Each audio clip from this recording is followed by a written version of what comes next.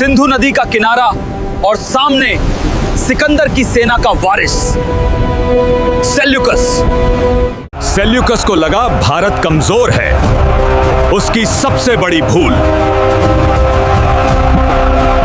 सामने खड़े थे सम्राट चंद्रगुप्त और कूटनीति के बाप आचार्य चाणक्य।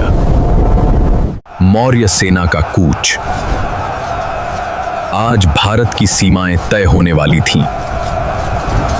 रणनीति तैयार थी। चाणक्य ने यूनानियों के लिए जाल बिछाया था। युद्ध शुरू, चारों तरफ तबाही, यहां टिकना मुश्किल है भाई। मौर्य सेना के 500 हाथी यूनानियों के लिए ये साक्षात काल थे। चेकमेट। सेल्यूकस को झुकना पड़ा।